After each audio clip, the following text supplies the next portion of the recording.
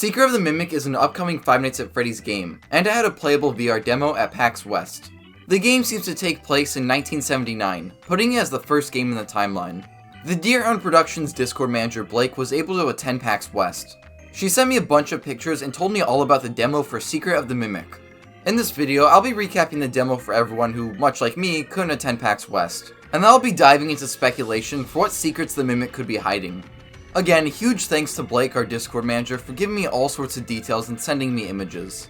And yeah, if you don't know, we do have a Discord server. I'll link in the description below. The demo for the game takes place in a factory, with rooms filled with party decorations and mascot costumes. Blake also told me that the ruin costumes are here, minus the lion. Eventually you reach a big gift box, and when you turn the crank, Jackie pops out and has some dialogue. Jackie idles after this, and you can use the crank to open a gate. This leads you to the mail room, where there's some sort of early robot resembling a staff bot who sorts the mail. There's also apparently an observation window that shows some sort of under construction area. There's also posters with weird characters and their attractions. Blake told me there was a poster of a dolphin character named Sharpay, who runs a salon called Sharpay Salon. There's also some posters of Fredbear's and maybe Fall Fest? People aren't so sure on the Fall Fest part, but there's definitely Fredbear's posters. You then find a generator and have to pull on its cord to activate it. But as you do, Jackie enters the room and starts destroying stuff. Apparently Jackie's box doesn't fit in the room, so she tears herself in half to get in. I've also heard that she kills the staff bot thing. The generator then opens the door, and you can hide in a vent, but it collapses. The chase then picks up in a corridor, and you get into an elevator. The elevator goes up, and near a walkway in front of you, Jackie climbs out of a vent.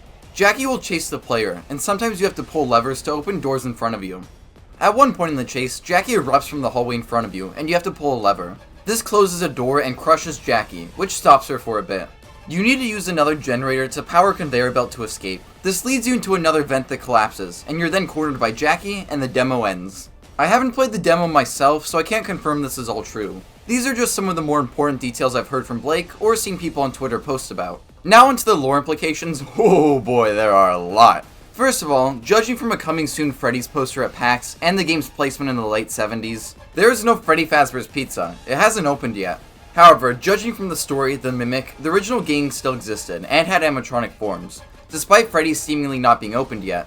So maybe these were just being made in preparation of the Freddy's locations being opened, or maybe they were made for something else, possibly Fall Fest. The game and PAX posters also feature a lot of weird side characters, one of which seems to be Mr. Hippo. Sleepycat also pointed out that the little frog characters here resemble Happy Frog, who like Mr. Hippo is a Mediocre Melody animatronic.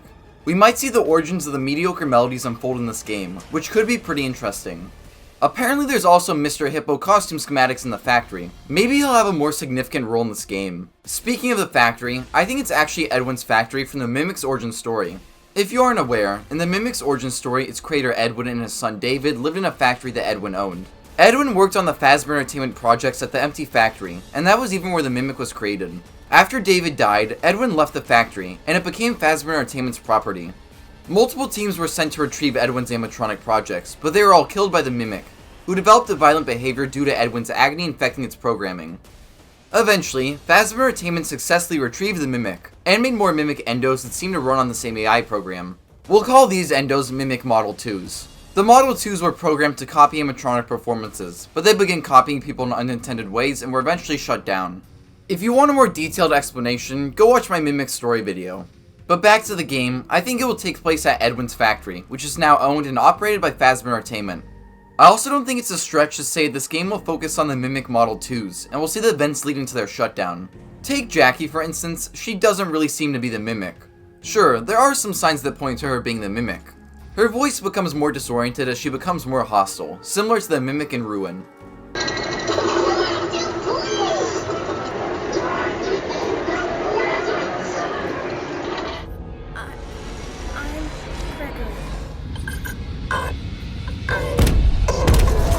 And her chase also features the same theme that starts the Mimic's chase in Ruin.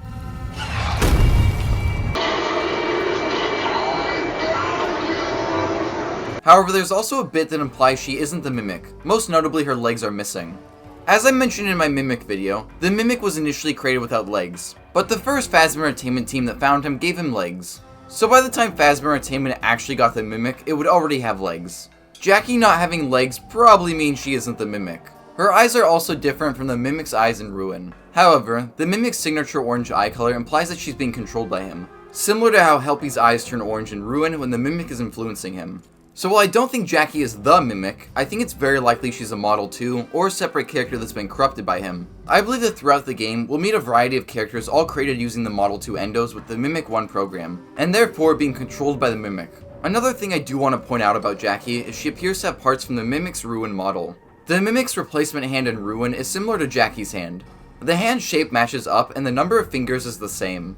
If you aren't aware, in Ruin, Burntrap's handprints can be found throughout the pizza place, most notably in a broken vent leading out of the room the Mimic was trapped in. The handprint is Burntrap's right hand, and interestingly enough, the Mimic's right arm is broken and his right hand is different from the one in the epilogues and Ruin. The epilogues heavily implied that the Mimic was turned into Burntrap. Epilogue Mimic is described as a black burnt endo with sharp claws and bent ears, which matches up pretty closely with Burntrap's endo. It's likely that after the epilogues, Vanny turned the Mimic into a body for Glitchtrap, and after he was mostly destroyed in Security Breach's ending, Glitchtrap lost control over the Mimic endo. It seems like later on, Gregory returned to the Pizzaplex and using his walkie-talkie, he lured the Mimic into a room and trapped him inside.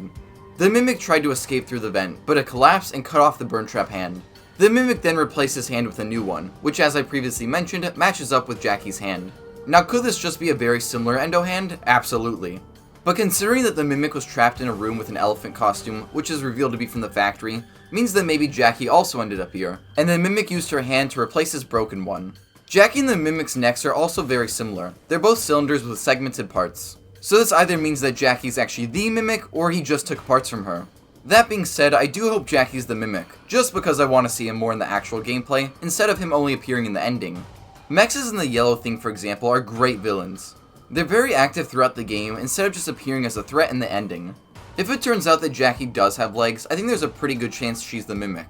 Her voice getting deeper and her chase theme being the same as the Mimic's is also pretty solid evidence for her being the Mimic, but I'm not fully convinced by anything yet. Despite Jackie possibly not being the Mimic itself, I think we've already seen him in the game.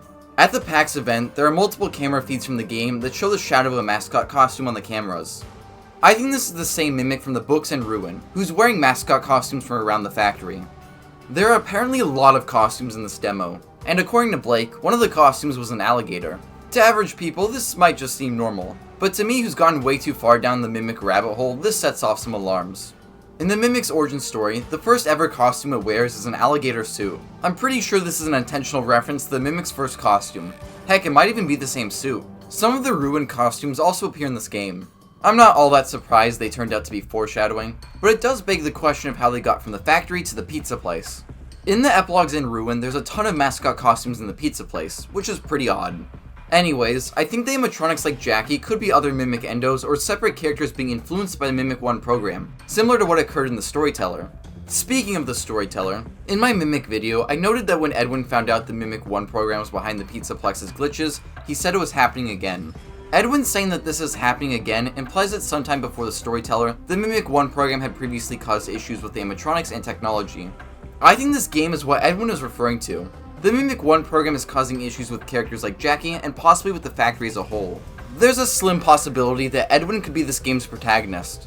If Edwin knows about the Mimic 1 program having issues previously, then it's possible he experienced it firsthand. I don't really have much proof for this, so I won't stay on the topic too long. But I think it'd be interesting if we get to see the Mimic's origins unfold in the games from the perspective of his creator. Now something I'm feeling a little more confident about is Fall Fest's involvement in this game. Fall Fest was a Halloween event first introduced in the Curse of Dreadbear DLC, and later having a major role in Help Wanted 2. While this game takes place in a factory, we can still see some elements that might tie into Fall Fest. On one of the cameras there's a sign that mentions the Big Top, and another camera shows what appears to be a carousel under construction. A theory I've seen is that this factory is building stuff for Fall Fest, and that will either go to Fall Fest later in the game, or that will be a future installment. I've also been told that leading into the Mimic VR booth at PAX, there was a Fall Fest poster. I definitely think that Fall Fest will be important, but I'm not sure if it's going to be in this game or in a future installment. A Fall Fest game could definitely tie into the Mimic, considering that Fall Fest burnt down, and the epilogues revealed that the Mimic survived some sort of unseen fire. Those two events are very likely correlated. There's also this spider or squid looking character, and I've seen some people say this might be a costume that the Mimic wears, and that this is how he learns to transform into a spider like he does in the epilogues. I'm not all that convinced by this, but it sounds cool. Future Dane here, Blake just told me that this guy is actually a tiny squid costume that appears on the main menu. Apparently he's around the same size as Balloon Boy. His glasses also kinda look like Monty's. I'm wondering if maybe we'll also see MXES Origins in this game. As I mentioned earlier, there's an alligator costume in this game. I think this costume is an early version of Monty. There's also what appears to be an early version of the staff bots in the demo's mailroom. I think this game will fill in the backstory of characters we know from the modern games, like Monty, the staff bots, and maybe even Roxy. This would also be a great way to connect back to the modern games, so this prequel doesn't feel too disconnected. Almost all of the newer games have had a pretty consistent cast, and with how far back this game is in the timeline, that's impossible for this installment. So maybe instead of seeing the exact same characters, we'll just be seeing older versions of them. One last thing I definitely think is connected to this game is MXES. MXES is a security system in Ruin that keeps the Mimic trapped in the pizza place using the entity and security nodes. Those were added after Security Breach, since they locked down areas that were previously accessible in that game, so they're a new addition to the Pizzaplex. The MXES machine itself though appears to be very old, and I think we might see it in Secret of the Mimic. I think MXES was created to deal with the Mimic and Model 2 Endos at the factory, and we'll use MXES to stop whatever's going on. It's a shot in the dark, but much like the costumes in Ruin, I think MXES being old is setting up something for this game. Overall, I'm really excited for this game. What we've heard of the demo just sounds insane. It's really unique and different from what we've seen in the other games. Again, huge thanks to Blake. She was really helpful with making this video. She also wanted me to show you this, what is it? This hat that Steelwool employee Funky Tom made for her. Also, don't forget she manages our Discord server. Go join that if you haven't already. Also, don't forget to follow me on Twitter and subscribe. Thank you so much for watching. Check out some of our other videos.